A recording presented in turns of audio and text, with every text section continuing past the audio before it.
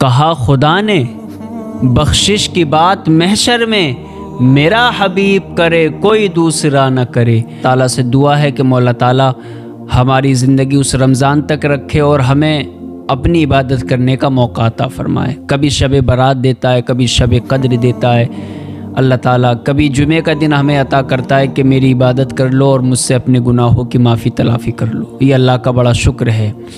قرآن مقدس ایک ایسی کتاب ہے جس پر شیعہ ہو، سنی ہو، وہابی ہو، دیوبندی ہو، سب قرآن کو مانتے ہیں۔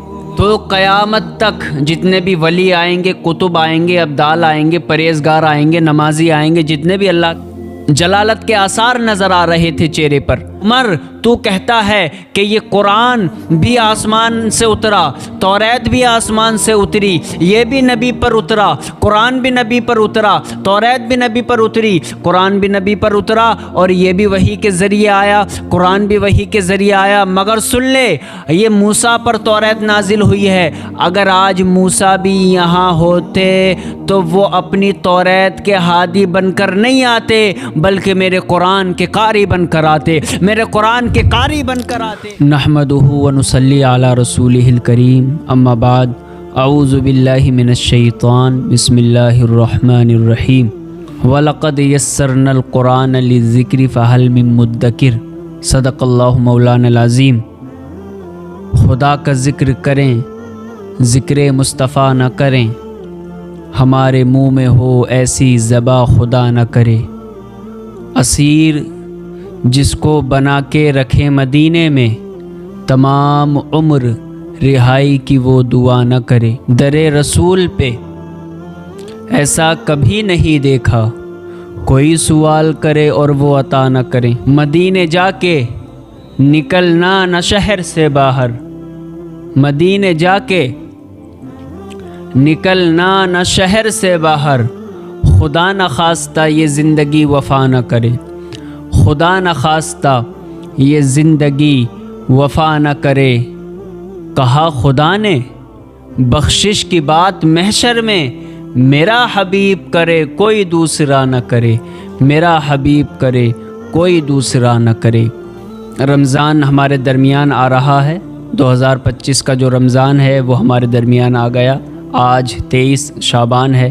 اللہ تعالیٰ سے دعا ہے کہ مولا تعالیٰ ہماری زندگی اس رمضان تک رکھے اور ہمیں اپنی عبادت کرنے کا موقع عطا فرمائے۔ کبھی شب برات دیتا ہے، کبھی شب قدر دیتا ہے اللہ تعالیٰ، کبھی جمعے کا دن ہمیں عطا کرتا ہے کہ میری عبادت کر لو اور مجھ سے اپنے گناہوں کی معافی تلافی کر لو۔ یہ اللہ کا بڑا شکر ہے۔ تو رمضان میں ہم کلام پاک سنتے ہیں۔ قرآن مقدس ایک وہ کتاب ہے، ایک واحد کتاب ہے۔ قرآن مقدس ایک معجزہ ہے اللہ کی طرف سے۔ قرآن مقدس ایک ایسی کتاب ہے جس پر شیعہ ہو، سنی ہو، وہابی ہو، دیوبندی ہو، سب قرآن کو مانتے ہیں۔ اللہ نے فرمایا میں نے اس قرآن کو نازل کیا مصطفیٰ پر۔ ایسے ہی توریت ایک کتاب ہے، آسمانی کتاب ہے، تو توریت جو ہے موسیٰ پر نازل ہوئی، حضرت موسیٰ علیہ السلام جو اللہ کے نبی ہیں ان پر نازل ہوئی توریت۔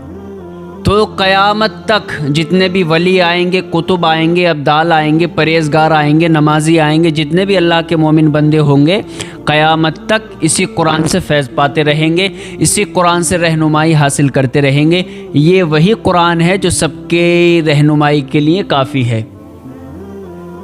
سارے مومنوں کا اسی قرآن پر ایمان ہے، اور قیامت تک جتنے بھی مومن آئیں گے اسی قرآن کو اپنا رہنما بنائیں گے۔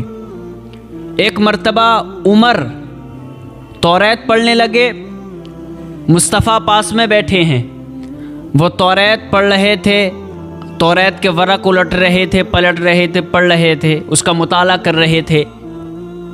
جیسے ہی عمر فاروق توریت کے ورق الٹتے جاتے، ویسے ہی مصطفیٰ جان رحمت کا چہرہ سرخ ہوتا جاتا۔